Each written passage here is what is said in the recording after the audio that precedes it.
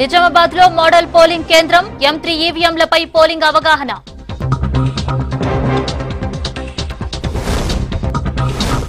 ప్రచారం స్పీడ్ పెంచిన అభ్యర్థులు ఓటు కోసం గల్లీలు చుట్టేస్తున్న నేతలు.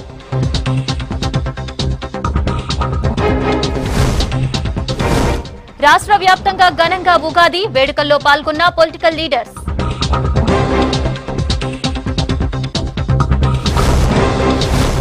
వేములవాడలో ఉత్సవ శోభ మొదలైన రామనవమి వేడుకలు.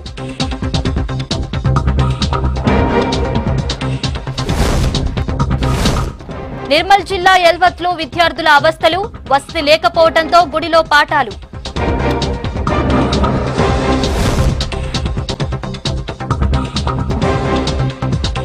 చూస్తే నిజామాబాద్ లోని SFS స్కూల్లో మోడల్ పోలింగ్ కేంద్రాన్ని ప్రారంభించారు జిల్లా కలెక్టర్ రామ్మోహన్ రావు.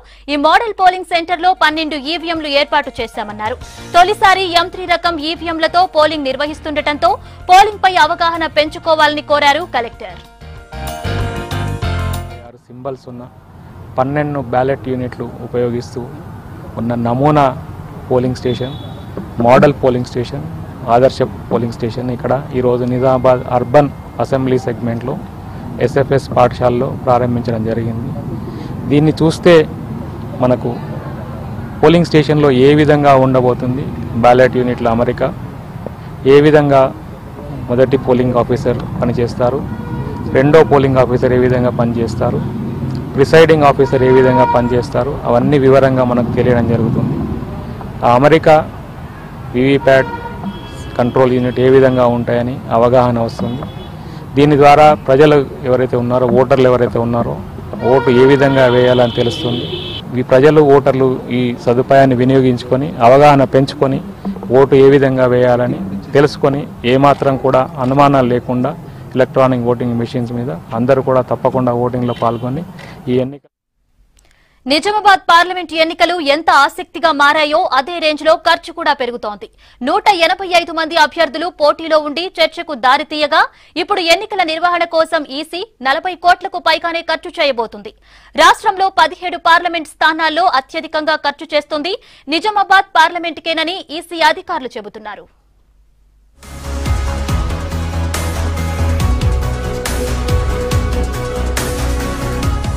రాష్ట్రంలో 16 లోక్సభ స్థానాలకు ఎన్నికలు ఒక ఎత్తు అయితే నిజామాబాద్ ఎన్నిక మరో ఎత్తు.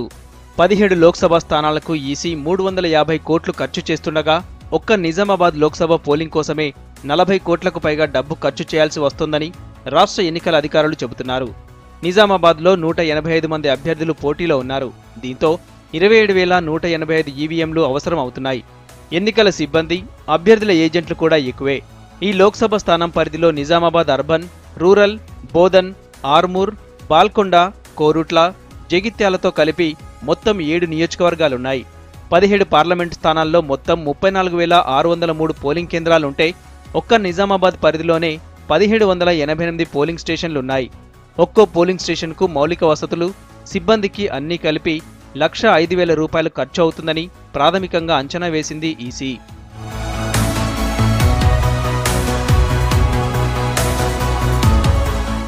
ఈవీఎంలకు బ్యాలెట్ పేపర్ ముద్రణ, ఇంకు బాటిల్స్, వీవీప్యాట్స్ పేపర్, ఎన్నికల సిబ్బందికి భత్యాలు, వాళ్ల ట్రైనింగ్ ఖర్చులు, ఎన్నికల నిర్వహణకు వాహనాల ఏర్పాటు వంటివి ఉన్నాయి. సీసీ కెమెరాలు, వెబ్ కెమెరాలు, ఓటర్ స్లిప్ల ముద్రణ, స్టేషనరీ కొనుగోలు, వికలాంగుల కోసం ప్రత్యేక ఏర్పాట్లు, ఓటర్లను ప్రభావితం చేయకుండా నిఘా టీంలు, మైక్రో అబ్జర్వర్లు, ఈవీఎం, వీవీప్యాట్స్ కోసం స్ట్రాంగ్ రూమ్ల ఏర్పాటు, పోలీస్ బందోబస్తు, కేంద్ర బలగాల ఖర్చులు, చెక్పోస్టుల ఏర్పాటు తదితరాలన్నీ ఈసీ భరించనుంది.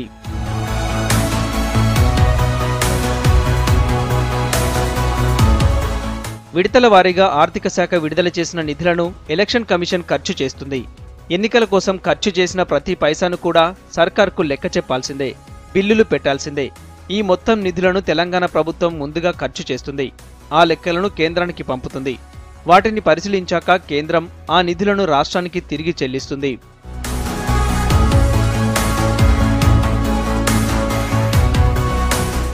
రాష్ట్రం మొత్తం పోటీ ఎలా ఉన్నా 185 మంది బరిలో ఉన్న నిజామాబాద్ పార్లమెంటు స్థానమే ఇప్పుడు ఆసక్తి రేపుతోంది. ఎన్నికల కమిషన్ కూడా ఎక్కడా ఎలాంటి పొరపాట్లు జరగకుండా ఏర్పాట్లు చేస్తోంది.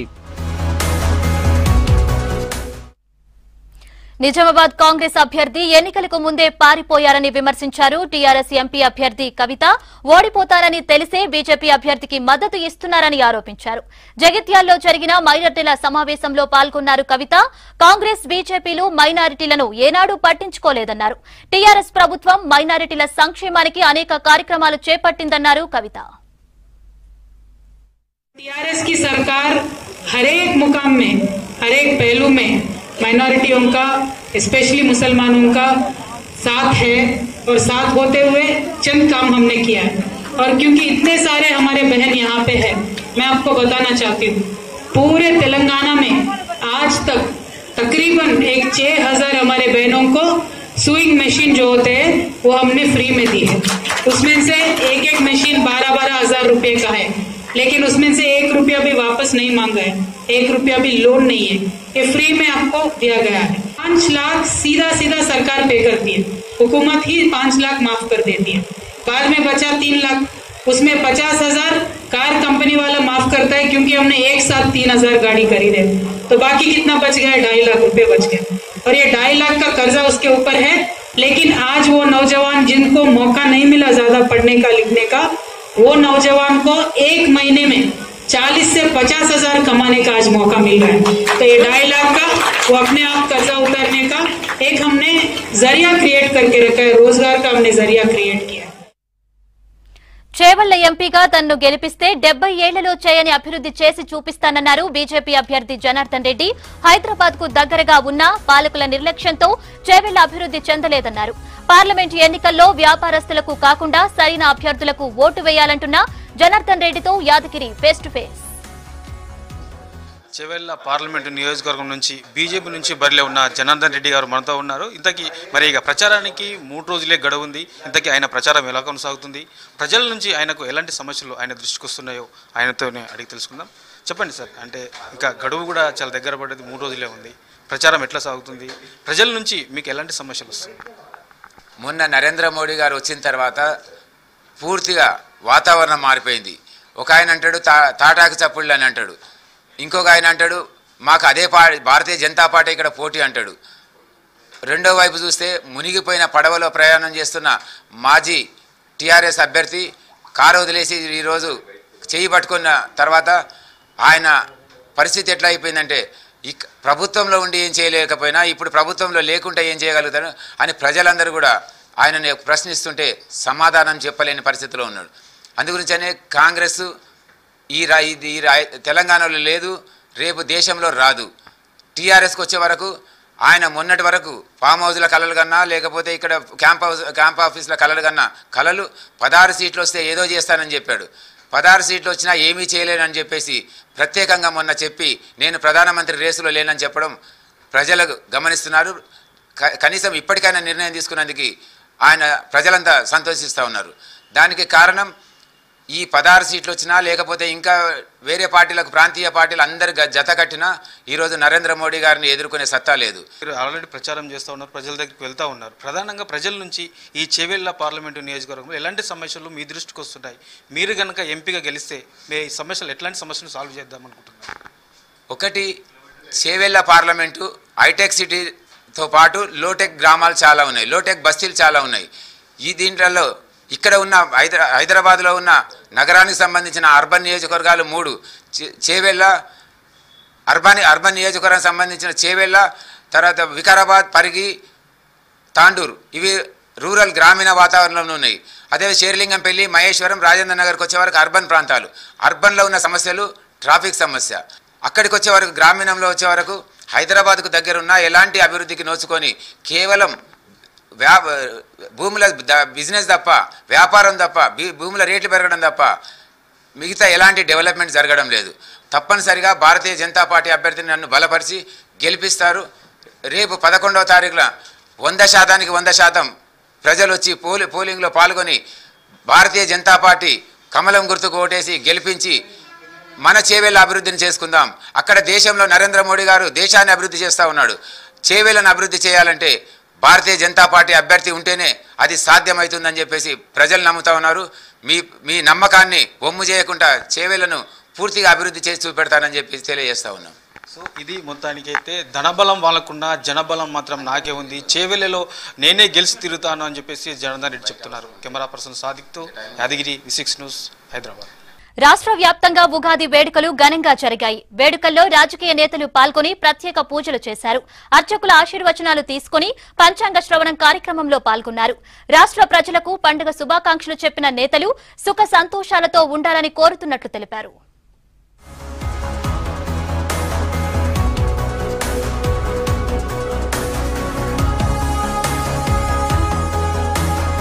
ఉగాది సందర్భంగా జగిత్యాలలోని వేణుగోపాల స్వామి ఆలయంలో పూజలు చేశారు నిజామాబాద్ ఎంపీ కవిత. స్వామివారి దర్శనం చేసుకుని అర్చకుల ఆశీర్వాదం తీసుకున్నారు.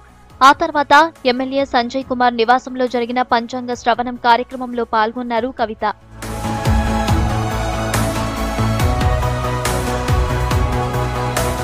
రాష్ట్ర ప్రజలకు పండగ శుభాకాంక్షలు తెలిపారు మంత్రి జగదీష్ రెడ్డి. సూర్యాపేట జిల్లాలోని తన క్యాంపు కార్యాలయంలో ఉగాది ప్రత్యేక పూజలు చేసి వేద పండితుల ఆశీర్వాదం తీసుకున్నారు. స్వయంగా ఉగాది పచ్చడి కలిపి కార్యకర్తలు, నాయకులకు, ముస్లింలకు అందించారు. ప్రజలంతా సుఖ సంతోషాలతో ఉండాలని కోరుకున్నట్లు తెలిపారు జగదీష్ రెడ్డి.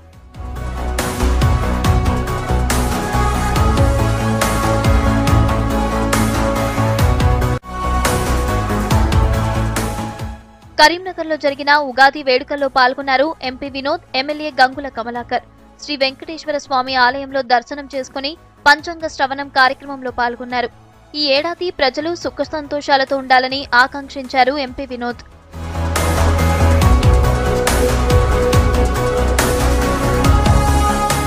సంవత్సరము తెలంగాణ రాష్ట్రంలో ముఖ్యంగా భారతదేశంలో శాంతియుతంగా ఉంటుందని, అదేవిధంగా మంచి వర్షాలు, పాడి పంటలు, రైతాంగము ఈ సంవత్సరము మరి అన్ని రంగాల్లో పట్ల అభివృద్ధి చెందుతామని చెప్పి. పెద్దపల్లి జిల్లా రామకొండం ఏరియాలో ఉగాది వేడుకలు ఘనంగా జరిగాయి. వేడుకల్లో పాల్గొన్న ఎమ్మెల్యే చందర్, జెడ్పీటీసీ సంధ్యారాణి అమ్మవారి ఆలయంలో పూజలు చేశారు. కార్మికులకు పండగ శుభాకాంక్షలు తెలిపి ఉగాది పచ్చడి పంపిణీ చేశారు.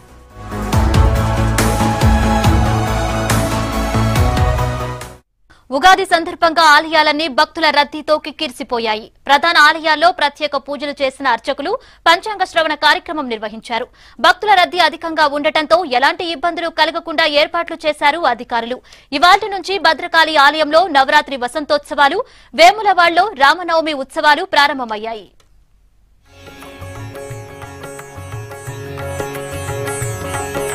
వేములవాడ రాజరాజేశ్వర స్వామి ఆలయంలో ఉగాది వేడుకలు ఘనంగా జరిగాయి. ఆలయ అర్చకులు కొత్త పంచాంగాలకు పూజలు చేశారు. భక్తులకు ఉగాది పచ్చడి అందజేశారు. ఇవాల్టి నుంచి శ్రీరామనవమి ఉత్సవాలు కూడా ప్రారంభం కావడంతో భక్తులు అధిక సంఖ్యలో దర్శనాలకు వచ్చారు. ఈ నెల 13న జరిగే శ్రీ సీతారాముల కళ్యాణానికి ఏర్పాట్లు చేస్తున్నారు అధికారులు.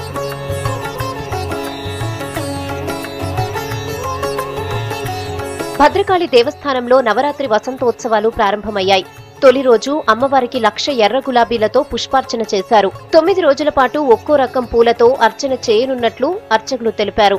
నవ వసంతోత్సవాల సందర్భంగా ఎమ్మెల్యే వినయ్ భాస్కర్ దంపతులు అమ్మవారిని దర్శించుకున్నారు. తెలుగు సంవత్సరాది ప్రజలందరికీ మంచి జరగాలని కోరుకున్నట్లు ఎమ్మెల్యే తెలిపారు. ఉత్సవాలు శ్రీరామ నవమితో ముగుస్తాయని, అందుకు తగిన ఏర్పాట్లు చేశామని చెప్పారు ఆలయ ఈవో సునీత. ఈ నూతన సంవత్సరంలో యావత్ ప్రజానికంగా అందరూ కూడా సుఖ సంతోషాలతో ఉండాలని చెప్పి ఆ భద్రకాళి అమ్మవారిని కోరుకోవడం జరుగుతుంది. మరి రైతులందరూ కూడా గిట్టుబాటు ధర వచ్చే విధంగా, మరి చదువుకున్నటువంటి విద్యార్థులు ఉత్తీర్ణయ్యే విధంగా, ఉత్తీర్ణులైన వారికి ఉద్యోగాలు వచ్చే విధంగా అందరు యావత్ ప్రజానికం సుఖ సంతోషాలతో ఉండాలని చెప్పి ఈ నూతన సంవత్సరం భగవంతుడు కోరుకుంటున్నాం. ఈ రోజు వరంగల్ మహానగరంలో చరిత్ర ప్రసిద్ధిగాంచిన భద్రకాళి అమ్మవారి దేవస్థానం నందు వసంత నవరాత్రి ఉత్సవాలు ప్రారంభమయ్యాయండి. అందులో భాగంగా మొదటి రోజు అమ్మవారిని ఎర్ర గులాబీలతో 1,00,000 పుష్పార్చన కార్యక్రమాలు నిర్వహించడం జరిగింది. ఈ కార్యక్రమాల్లో భక్తులందరూ కూడా భారీ ఎత్తున పాల్గొనడం జరిగింది. అందరికీ అన్ని ఏర్పాట్లు చేయడం జరిగింది. వరంగల్ జిల్లాలోని ఆలయాలు భక్తులతో కిటకిటలాడాయి. కాజీపేట్ శ్వేతార్క మూలగణపతి ఆలయంలో స్వామివారికి ప్రత్యేక పూజలు చేశారు అర్చకులు. ఆలయ ప్రధాన అర్చకులు అనంత మల్లయ్య శాస్త్రి పంచాంగ శ్రవణ కార్యక్రమం నిర్వహించారు. ఈ వికారినామ సంవత్సరంలో 12 రాశుల వారికి ఏ విధంగా ఉంటుంది, 12 రాశుల ఈ నవగ్రహాలు ఏ విధంగా సంచారం చేస్తున్నాయి, వారికి మంచి చెడు ఏ విధంగా జరగనుంది, మంచి జరుగుతున్నప్పటికీ కూడా మానవుడు తన ప్రయత్నంలో ఎటువంటి జాగ్రత్తగా ఉంటే మంచిది అనే విషయాన్ని కూడా అర్థం చేసుకోవాలి. ఏ రాశి వారికి ఎక్కడైతే బాగోలేదో అక్కడ జ్యోతిష్యుని సంప్రదించి వారు ఇచ్చేటువంటి సలహాలని కనుక పాటించినట్టయితే ఆ వ్యాధి నుంచి మనం బయటికి వచ్చే అవకాశం ఎక్కువగా ఉంటుంది. కాబట్టి పంచాంగం ఏం చెబుతుంది అంటే ఈ పంచ అంగములు అంటే తిథి వార నక్షత్ర యోగ కరణాదులు ఏవైతే ఉన్నాయో వాటిని అనుసరించి వచ్చేటువంటి ఫలితాలు ఏవైతే ఉంటాయో అవి మంచి చెడులను తప్పనిసరిగా కలిగిస్తాయి. ఉగాది సందర్భంగా జగిత్యాల జిల్లా ధర్మపురి క్షేత్రానికి పెద్ద సంఖ్యలో భక్తులు దర్శనాలకొచ్చారు. శ్రీ లక్ష్మీ నరసింహస్వామి అనుబంధంగా ఉన్న శ్రీ ప్రసన్నాంజనేయ ఆలయంలో భక్తులు హనుమాన్ మాల ధరించారు. పట్టణంలోని ఆర్యవైశ్య సంఘం వారు నంది చౌక్ లో ఉగాది పచ్చడి పంపిణీ చేశారు.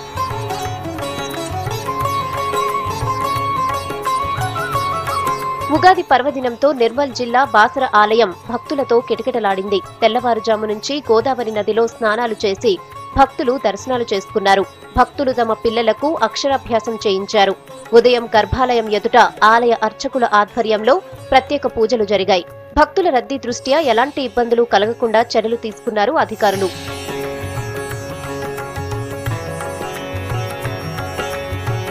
యాదాద్రి జిల్లా మోత్కూరు మండలంలో ఉగాది ఉత్సవాలు ప్రత్యేకంగా జరుపుకుంటారు. బోనాలు బలులతో పాటు ఎడ్లబండ్ల ఊరేగింపులు చేయడం ఇక్కడి ప్రత్యేకత. 1930లో ఊళ్ళో జనం వ్యాధులతో చనిపోతుండటంతో గ్రామ పెద్దలు ఈ నిర్ణయం తీసుకున్నట్లు చెప్తున్నారు గ్రామస్తులు. అప్పట్నుంచి అదే ఆనవాయితీగా కొనసాగుతోందంటున్నారు. బోనాల కార్యక్రమం, బండదిగే కార్యక్రమం, ఈ ఆటలు కోళ్లు కోసే కార్యక్రమం మన మోత్కూరు గ్రామంలోనే ఉగాది నాడు జరగడం ఒక ప్రత్యేకత. ఎందుకనగా కొన్ని వేల సంవత్సరాలకు పూర్వము మోత్కూరులో మలేరియా గత్తర అనేటువంటి ఒక వ్యాధి సోకి జనం చనిపోవడం జరుగుతుండే. అప్పట్లో మన గ్రామ పెద్దలందరూ కలిసి ఈ ముత్యాలమ్మకు, పడవటి ముత్యాలమ్మకు, ఊరు ముత్యాలమ్మకు బోనాలు తీసి బండ తిరిగితే ఈ యొక్క జనం బాగుంటుందని చెప్పడం వల్ల ఈ యొక్క కార్యక్రమానికి కొన్ని వందల సంవత్సరాల పూర్వం నుంచి ఈ కార్యక్రమం జరుగుతుంది. ఉగాది వేడుకలతో ఖమ్మంలోని ఆలయాలు భక్తులతో కిక్కిరిసిపోయాయి. నగరంలోని స్తంభాద్రి లక్ష్మీ నరసింహస్వామి ఆలయంలో భక్తులు ప్రత్యేక పూజలు చేశారు. విశ్వ హిందూ పరిషత్ భజరంగ్ దళ్ ఆధ్వర్యంలో బస్టాండ్ దగ్గర నిజాంపేట్ ఎస్ఐ ప్రయాణికులకు ఉగాది పచ్చడి అందించారు. కరీంనగర్ జిల్లా హుజూరాబాద్ పోచమ్మవాడలో ఉగాది సందర్భంగా పోచమ్మ తల్లికి బోనాలు సమర్పించారు భక్తులు. పాఠశాల దేవాలయంతో సమానమంటారు. అయితే ఆ గ్రామంలోని పిల్లలంతా గుడిలోనే పాఠాలు నేర్చుకోవాల్సి వస్తోంది. సర్కార్ బడికి వెళ్లేందుకు పిల్లలు సిద్ధంగా ఉన్నా స్కూల్ బిల్డింగ్ శిథిలావస్థకు చేరటంతో నానా అవస్థలు పడుతున్నారు. గుడిలోనే చదువు నేర్చుకుంటున్న నిర్మల్ జిల్లా ఎల్వత్ గ్రామ విద్యార్థులపై V6 ప్రత్యేక కథనం.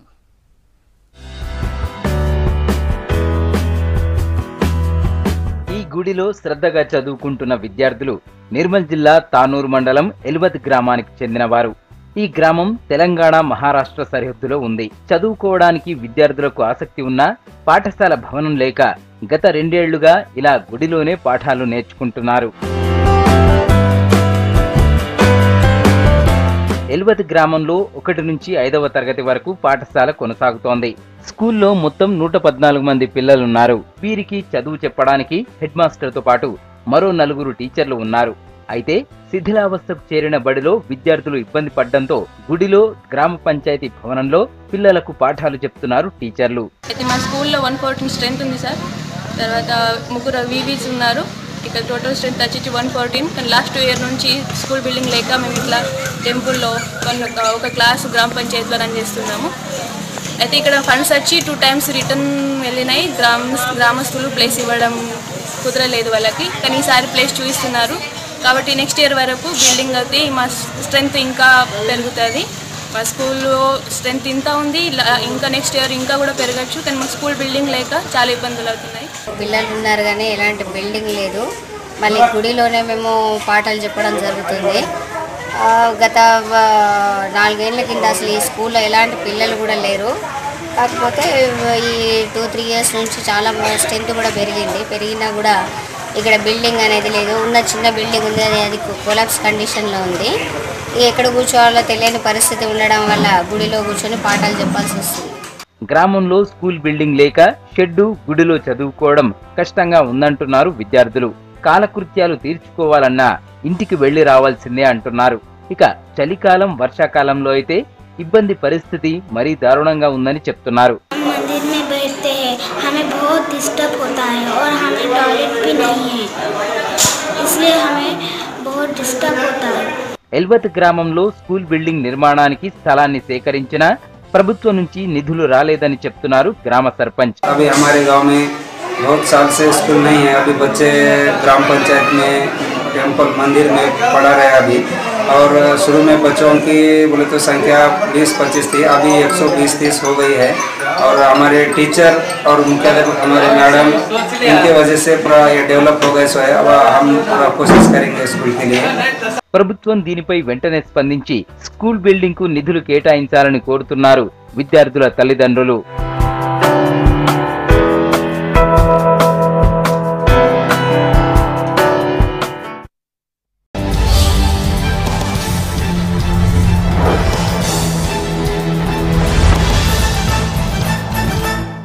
మంచిర్యాల జిల్లా దండేపల్లిలోని గూడెం సత్యనారాయణ స్వామి ఆలయంలో హనుమాన్ మాలాధారణ కార్యక్రమం జరిగింది. ఆలయంలో 4 జిల్లాలకు చెందిన 1000 మంది మాల వేసుకున్నారు. జగిత్యాలలోని వాణినగర్లో చైన్ స్నాచింగ్ కు ప్రయత్నం చేశారు గుర్తు తెలియని వ్యక్తులు. మహిళ ఎదురించడంతో దుండగులు పరారయ్యారు. ఈ ఘటనలో మహిళ తీవ్రంగా గాయపడటంతో దగ్గరలోని హాస్పిటల్ కు తరలించారు. వికారాబాద్ జిల్లా కొడంగల్ మండలం అంగడి రాయచూర్లో అబ్దుల్ షా దర్గా ఉత్సవాలు ప్రారంభమయ్యాయి. జాతరకు వివిధ రాష్ట్రాల నుంచి భక్తులు వస్తున్నారు. 5 రోజుల పాటు జరిగే ఈ ఉత్సవాలకు అన్ని ఏర్పాట్లు చేశారు అధికారులు. ఎలాంటి అవాంఛనీయ ఘటనలు జరగకుండా పోలీస్ బందోబస్తు ఏర్పాటు చేశారు. కుమ్రం భీం జిల్లా కాగజ్ నగర్ పోచమ్మగుడిలో సిరిపూర్ పేపర్ మిల్ కార్మికుడు 101 కొబ్బరికాయలు కొట్టి మొక్కు తీర్చుకున్నాడు. గతంలో మిల్ మూసివేయడంతో మళ్లీ ప్రారంభం కావాలని మొక్కుకున్న రవీందర్రావు గతేడాది జూలైలో మిల్ ఓపెన్ కావడంతో మొక్కు చెల్లించుకున్నాడు. కుమ్రం భీం జిల్లా Kagaz Nagar primary health centre ని ఆకస్మిక తనిఖీ చేసిన జిల్లా వైద్యారోగ్య శాఖాధికారి 6 సిబ్బందికి మెమోలు జారీ చేశారు. హాస్పిటల్లో అపరిశుభ్రతపై మండిపడ్డారు. వార్డులను పరిశీలించి రోగులతో మాట్లాడారు. వనపర్తి జిల్లా అమరచింతలో తాగునీటి సమస్యతో జనం ఇబ్బందులు పడుతున్నారు. నీరు రావటం లేదంటూ ఖాళీ బిందెలతో రహదారిపై ధర్నా చేశారు. అధికారులకు చెప్పినా పట్టించుకోవటం లేదని ఆగ్రహం వ్యక్తం చేస్తున్నారు.